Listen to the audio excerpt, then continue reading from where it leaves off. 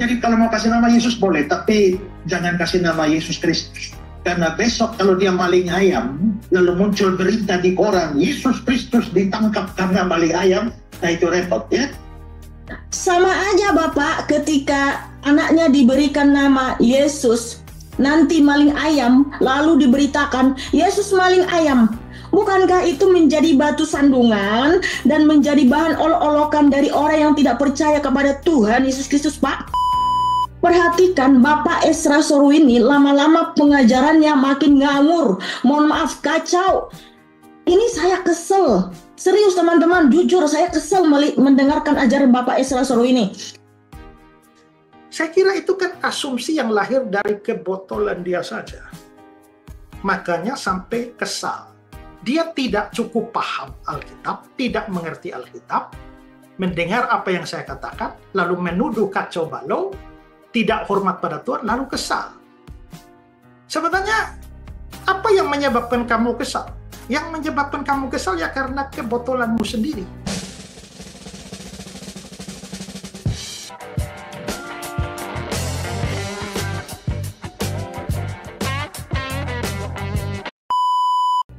Pembahasan kali ini adalah respon terhadap ocehan bodoh nenek ngau Mikana. Ya, ini nenek ngau itu saya kasih tanda kutip karena itu sebenarnya adalah satu istilah yang berlaku di Kupang atau NTT. Biasanya kalau kita bicara orang yang ngomong sembarangan, tidak tahu aturan, itu disebut baingau. Nah, itu baingau itu bentuk maskulinnya, sementara karena ini perempuan, jadi saya pakai bentuk femininnya menjadi nenek ngau yang bernama Mikana. Nah, saya berapa kali sudah lihat video dia, ya, dan saya juga sudah diberitahu orang bahwa ini orang Wanes ya. Yang Wanes itu seperti Sabilianisme yang percaya Tritunggal itu sebenarnya hanya satu pribadi saja, ya, satu pribadi yang semuanya bernama Yesus. Ya, pokoknya Yesus saja, Jesus only. Nah, tapi kali ini saya tidak bahas Oneness-nya. Saya dikirimi video respon dia terhadap saya, dan ketika saya mendengar respon dia ini, saya rasa orang ini sok ngomong begitu hebat, tapi sebenarnya ini hanya ocehan-ocehan kosong yang tidak berarti. Tapi saya selalu atau sering menganggap atau menggunakan berbagai macam hal itu untuk mengajar. Karena itu sebenarnya respon ini sebenarnya kalau hanya mau menanggapi dia saja saya merasa tidak penting. Tapi saya mau memakai ocehan dia yang ngawur itu untuk bisa menjadi bahan pembelajaran bagi kita. Nah, karena itulah maka saya akan putarkan videonya, lalu saya akan memberikan tanggapan. Nah, jadi sebenarnya dia menanggapi khotbah saya, potongan khotbah saya.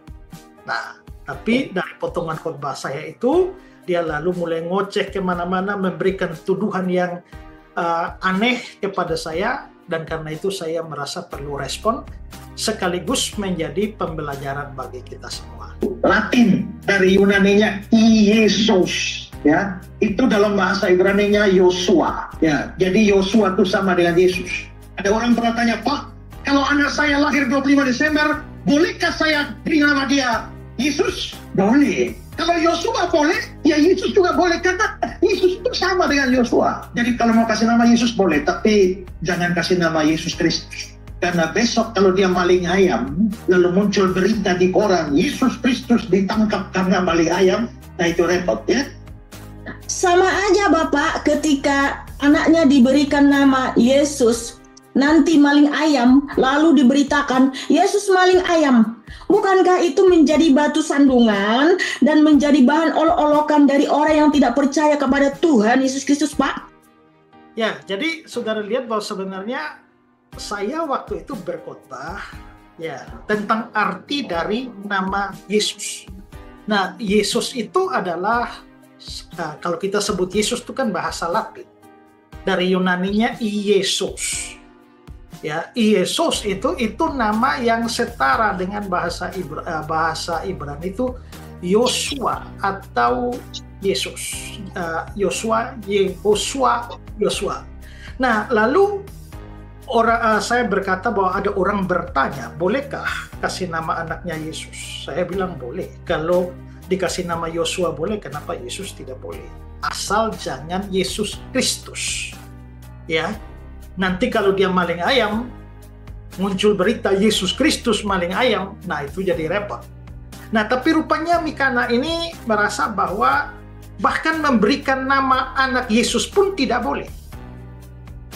Nah, lalu dia bilang bahwa toh sama saja, bahwa kalau kasih nama Yesus terus Yesusnya maling ayam, ya sama saja. Saudara, tidak sama. Kenapa? Karena Yesus itu tidak selalu berarti Kristus. Ya, Yesus itu nama diri, personal name. Sementara Kristus itu adalah jabatan. Dari bahasa Ibrani Masiah, dikasih kata sandang Hamasiah, Sang Mesias, yang dalam Yunaninya Kristos, dalam Latinnya Kristus, kita menyebut Yesus Kristus. Jadi Yesus itu tidak identik dengan Kristus. Maka ada Yesus yang Kristus, ada Yesus yang bukan Kristus. Ya, ada Yesus yang Kristus, saya ulang, dan ada Yesus yang bukan Kristus. Nah, Tuhan kita itu adalah Yesus yang Kristus, atau Yesus yang disebut Kristus.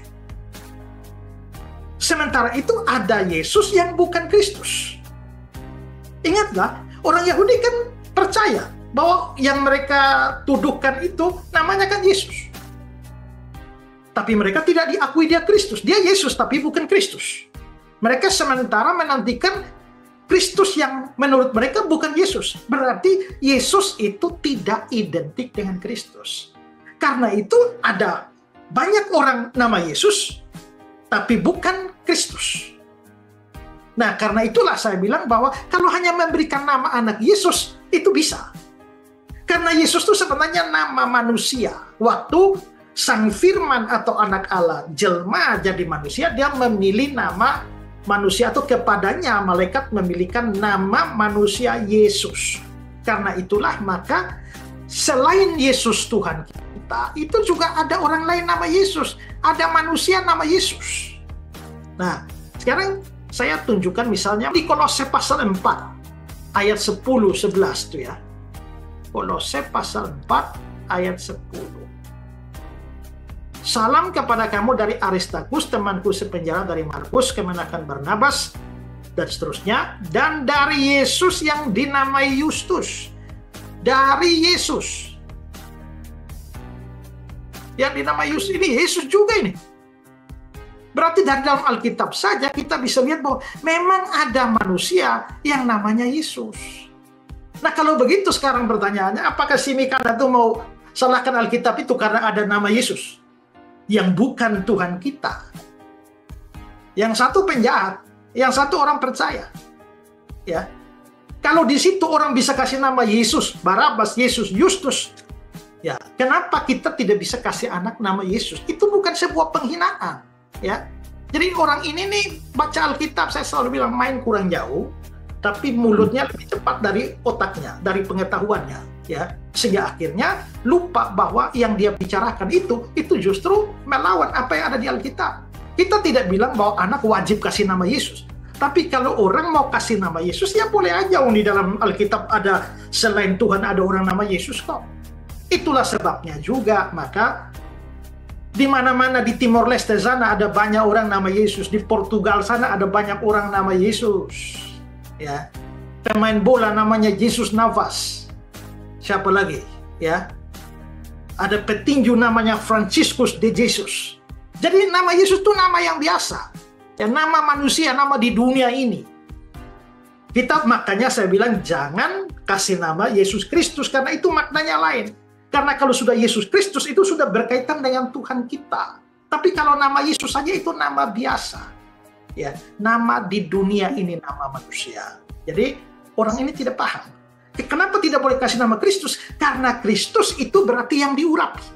Nah, di dalam Alkitab Perjanjian Lama, orang yang diurapi itu disebut Kristus.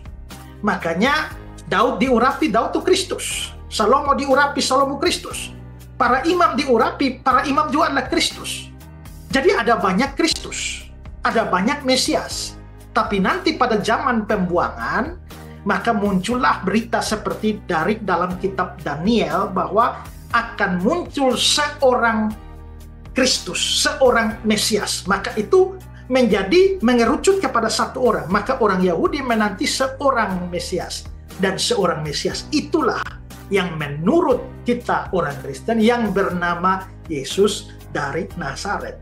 Tapi ada banyak Yesus. Maka Yesus-Yesus yang lain bukan Kristus. Maka Yesus tidak identik dengan Kristus. Maka memberi nama anak Yesus boleh, tapi jangan Yesus Kristus. Karena Yesus Kristus itu identik dengan pemuda dari Nazaret yang adalah manusia jelmaan Allah itu. Ya, nah itu yang tidak dipahami orang ini. Oke, sekarang lanjut. Perhatikan Bapak Esra Soru ini lama-lama pengajarannya makin ngawur. Mohon maaf, kacau. Ini saya kesel. Serius teman-teman, jujur saya kesel mendengarkan ajaran Bapak Esra Soru ini.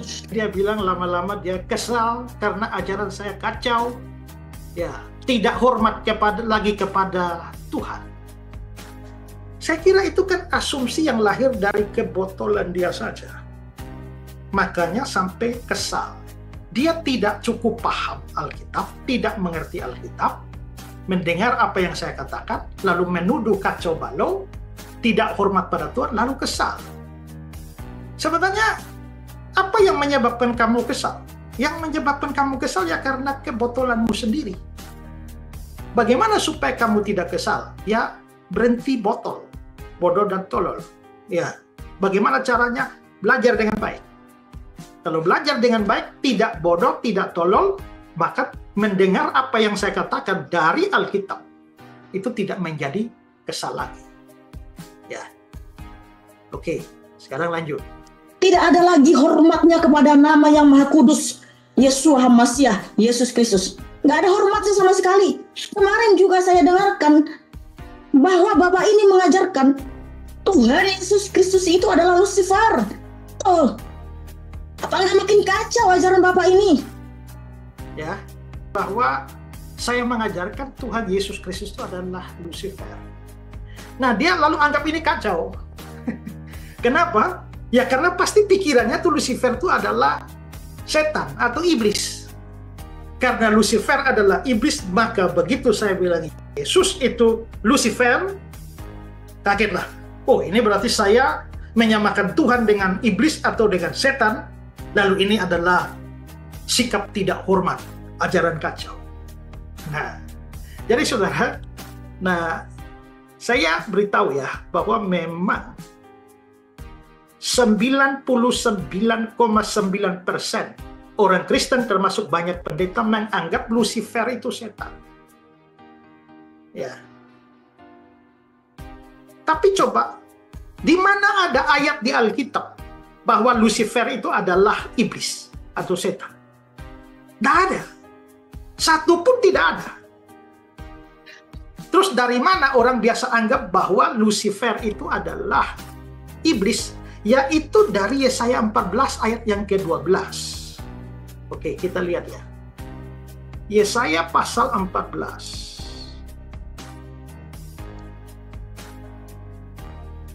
Wah, engkau sudah jatuh dari langit, hai bintang timur putra fajar. Engkau sudah dipecahkan dan jatuh ke bumi, hai yang mengalahkan bangsa-bangsa. Dari sini, hai bintang timur putra fajar.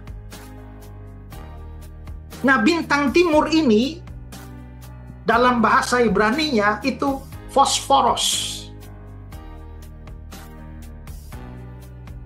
Lalu saudara, di dalam beberapa terjemahan Alkitab, saya kasih contoh misalnya King James saja. King James itu dia menerjemahkannya,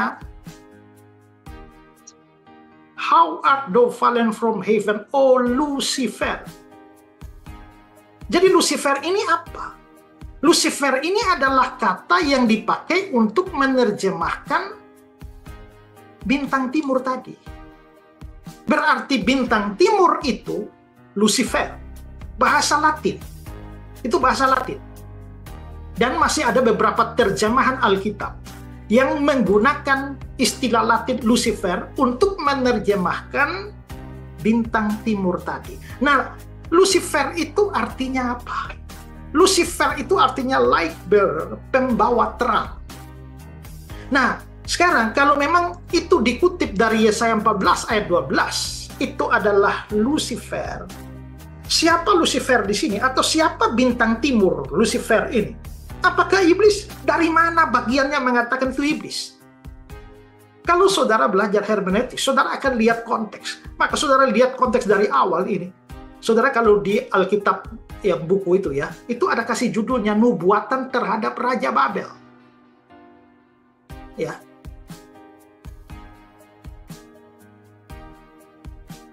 Coba saudara lihat ini, ayat 4. Maka engkau akan memperdengarkan ejekan ini tentang Raja Babel.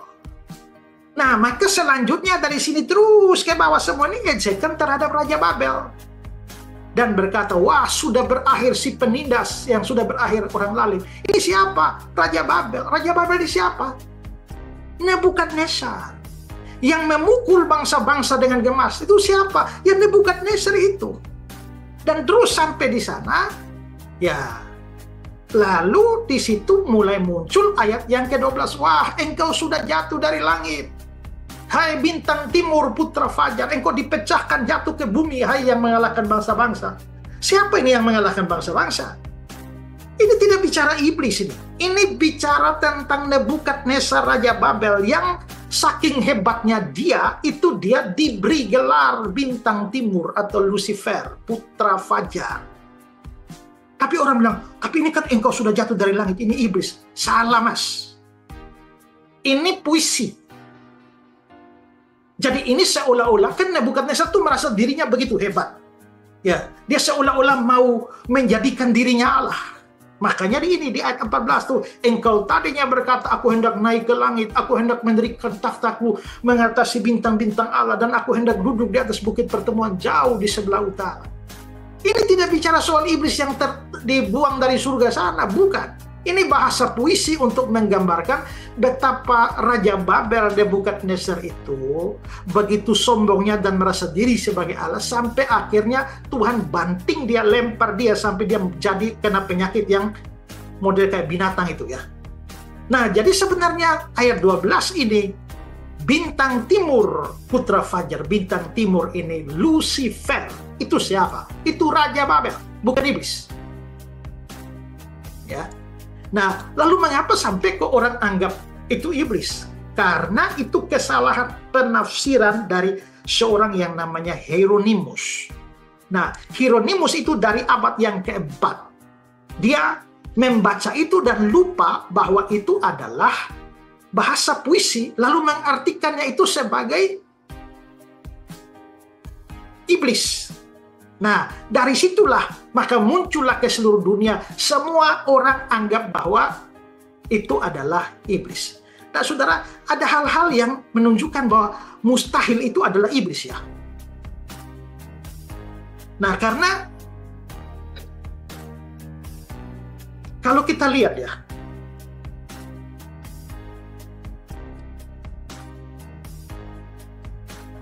aku hendak naik mengatasi ketinggian awan-awan, hendak menyamai yang maha tinggi. Sebaliknya, ke dalam dunia orang mati engkau kuturunkan, ke tempat yang paling dalam liang kubur. Kalau ini iblis, kapan iblis dikubur itu? Apakah iblis pernah masuk kuburan? Ya. Semua bekas raja-raja bangsa berbaring dalam kemuliaan masing-masing dalam rumah kuburnya, tapi engkau terlempar jauh dari kuburmu. Kuburnya iblis, seperti taruh jijik ditutupi mayat, orang-orang tertikam dengan pedang, jatuh tercampak ke batu-batu liang kubur, seperti bangkai terinjak-injak. Engkau tidak akan bersama-sama dengan raja-raja itu dalam kubur, sebab engkau telah merusak negeri, membunuh rakyatmu. Itu iblis bunuh rakyatnya mana? Anak cucu orang yang berbuat jahat tidak akan disebut selama-lamanya, dan seterusnya. Saudara baca seluruh ayat ini, kalau itu iblis jadi aneh. Ya, jadi sekali lagi Lucifer muncul di sana, Yesaya 14 ayat 12, tapi lagi-lagi itu bukan iblis. Maka saya bilang Lucifer itu nama yang terlalu indah. Makanya dipakai Raja Babel sebagai gelar baginya, pembawa terang. Karena Babel menaklukkan bangsa-bangsa, ya, dia menaklukkan di bawah Nabopolassar yang akhirnya memuncak sampai ke Nebukadnezar, mengalahkan kerajaan Asyur yang besar, lalu menaklukkan semua bangsa yang lain, sehingga Nebukadnezar diberi gelar kehormatan Lucifer. Jadi Lucifer itu gelar kehormatan pembawa terang.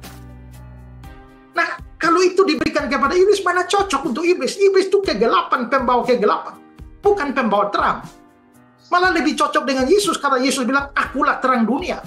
Selama aku di dunia, akulah terang dunia. Itu jauh lebih cocok. Tapi saudara, sekarang, supaya kita kasih buka mata si Mikana yang sok tahu ini ya. Sekarang kita lihat Wahyu pasal 22 ayat 16. Wahyu pasal 22 ayat 16. Aku, Yesus, telah mengutus malaikatku untuk memberi kesaksian tentang semua ini kepada jemaat-jemaat. Aku adalah tunas, yaitu keturunan Daud, bintang timur yang gilang gemilang. Aku, Yesus, bintang timur. Ingat, bintang timur tadi itu adalah gelar di Yesaya 14 ayat 12 yang diterjemahkan Lucifer tadi. Bintang timur yang gilang gemilang. Itu dalam bahasa Yunani ho aster ho lampros ho proinos. Sekarang kita lihat lagi satu ayat, 2 Petrus 1 ayat 19. 2 Petrus 1 ayat 19. Dengan demikian kami makin diteguhkan oleh firman yang disampaikan oleh para nabi. Alangkah baiknya kalau kamu memperhatikannya sama seperti memperhatikan pelita yang bercahaya di tempat yang gelap sampai fajar menyingsing dan bintang timur terbit bersinar dalam hatimu. Siapa bintang timur yang terbit bersinar dalam hatimu ini? Bintang timur yang terbit dalam hatimu itu adalah Yesus. Jadi Yesus disebut sebagai bintang timur. Nah, kalau Yesus disebut sebagai bintang timur, sekarang saudara, bintang timur di 2 Petrus 1 ayat 19 itu menggunakan kata Ibrani fosforos yang sama dengan Lucifer dalam Yesaya 14 ayat 12. Sekarang saya akan menunjukkan kepada saudara. Kita lihat Septuaginta ya.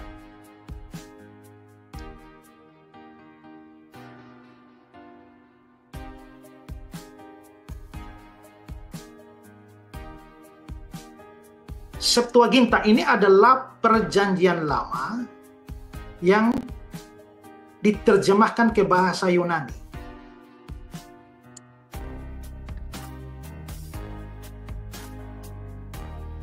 Oke, saudara lihat ini ya. Lucifer ini. Lihat bahasa Ibraninya Heil di sana. Kita lihat di dalam Septuaginta. Yesaya 14 ayat 12. Ini. Poros. Berarti posporos ini itulah Lucifer. Ya. Posporos ini Lucifer. Sekarang kita lihat di dalam ayat yang tadi.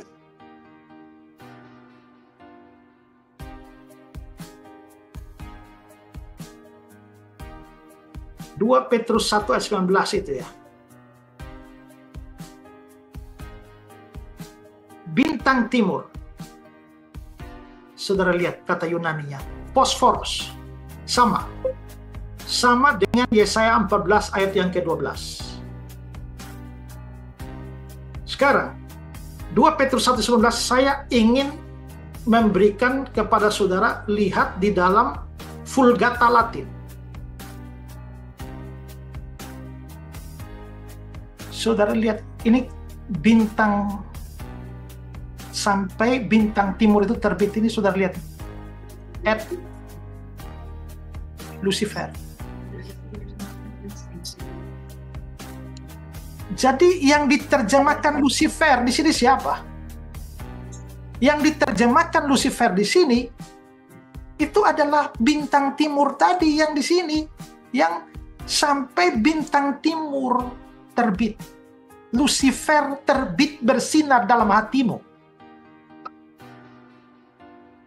Kalau bintang timur Lucifer itu iblis, sampai iblis terbit di dalam hatimu. Tidak, ya.